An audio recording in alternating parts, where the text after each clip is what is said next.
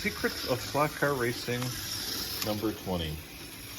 This is an update on my work in progress storable track, and I just made a few minor revisions to it. And one is, I used to have a straight section right in here about 6 inches long. I took that out. It kind of makes this turn here sort of a big sweeping turn. It actually makes it a little bit more fun. And also, I have put in most of the sections these connectors that go underneath that hold the track joints together tightly. You can see this one doesn't have one. It really helps. It helps the connections smooth out.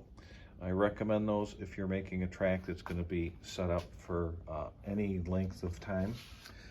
But I did change the track, the layout, and I took that little straight section out, which moved this whole loopy section to the right, and then it made this straight track a little bit longer too. So it just changed the flow a little bit. I like it a little bit better.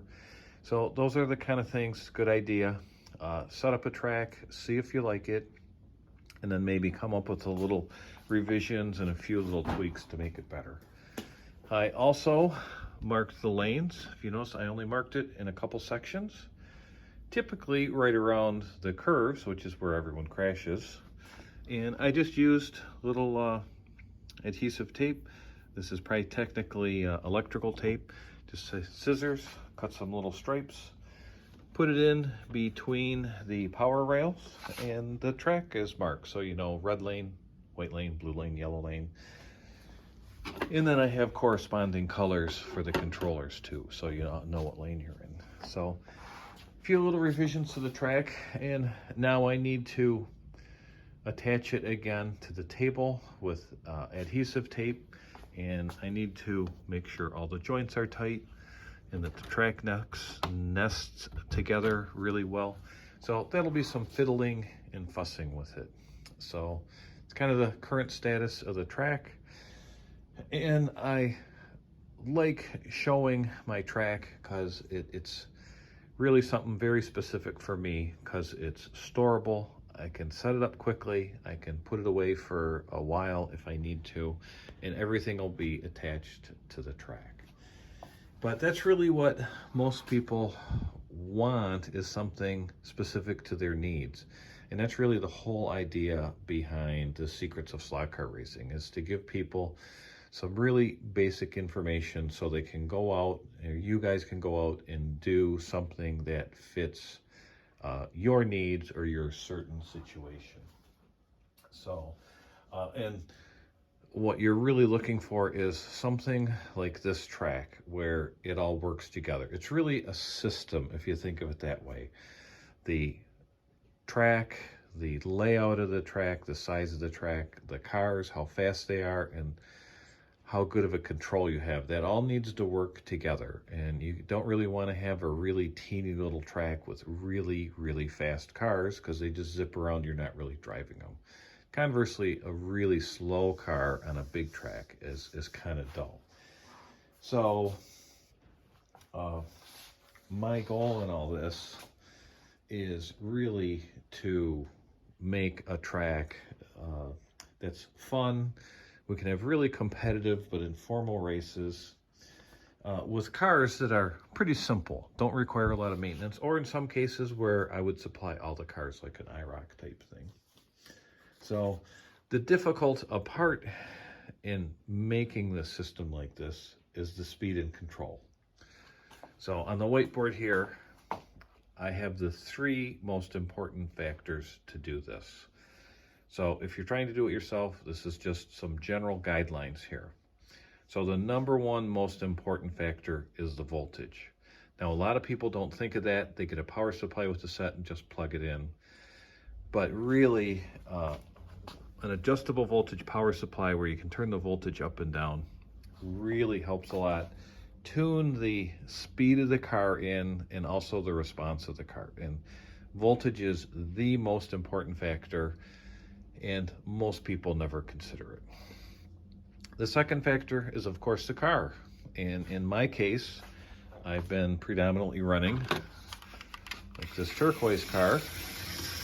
This is an old Aurora car from the 60s. It's a Thunderjet, and it's vastly different from modern cars. It's just a lot slower, let's say more modest speed. It doesn't have any magnets on the bottom that are attracted to the power rails, so it's just a lot different. But I also race some of the newer cars, like this AFX Mega G Plus, and everything in between. So, you know, I'm running a wide variety of cars, so I've got, you know, different needs for cars. And then the third factor is the controller. And the usual question is, what controller do I need, or how do I upgrade my controller? What's a good upgrade? And before you get into the controller, you really need to look at the other two factors first, like the power supply, the voltage, and they say I recommend an adjustable voltage, and then the cars. So in my case, I started out with a portable track like this, dedicated to one type of car, and I'm trying to expand, make this bigger, a little bit better track that I can race different kinds of cars. So I'm kind of expanding my cars, but that's how I handled it first. I said, look, I'm just going to run this one type of car, and it made sorting out the control issue and the speed issue a lot easier. So you need to look at all three factors first.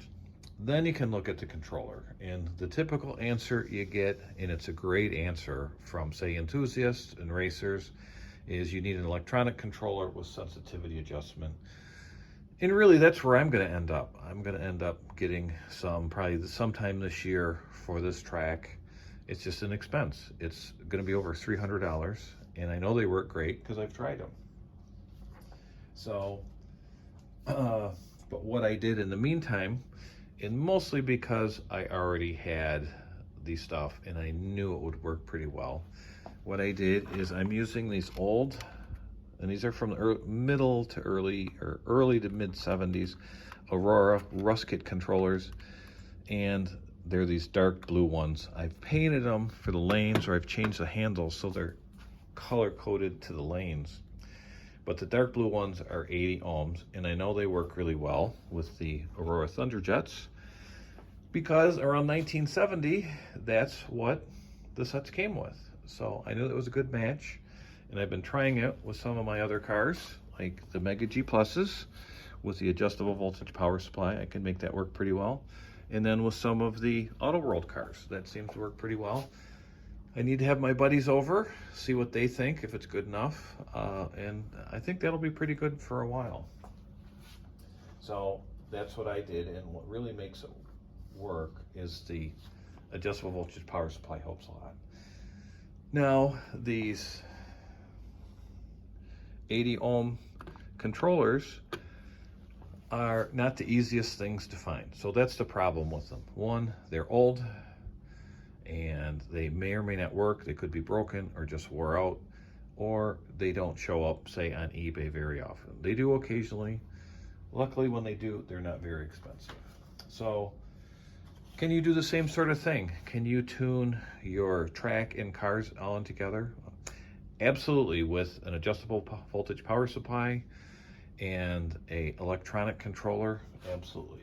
Can you do the sort of do-it-yourself, really inexpensive, say $10, $15 Aurora controllers? Well, maybe. It depends if you can find them, and if you know what your requirements are for the resistance. And if you're running a wide variety of cars, you might have to have two controllers or two sets of controllers. So what you can find, occasionally the blue ones at 80 ohms.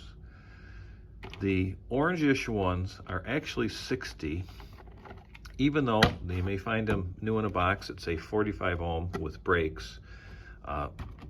Open them up, the resistor's marked 60, and the yellow ones are 35 ohms, and they're fairly common. And my only thing I can say is you'll have to try them, see if they work for you. They're a nice light controller. They're not very expensive. They got a nice light trigger feel to them, and there's a lot of them around at a pretty reasonable price. You can try those for a nice upgrade. It may or may not fit your your situation.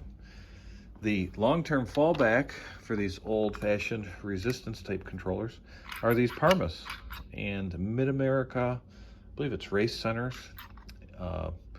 still sells these, brand new, but you need to know what resistance you need. If you're running Thunderjets and the current Mega G Plus cars, they do have a 90 ohm that would work well.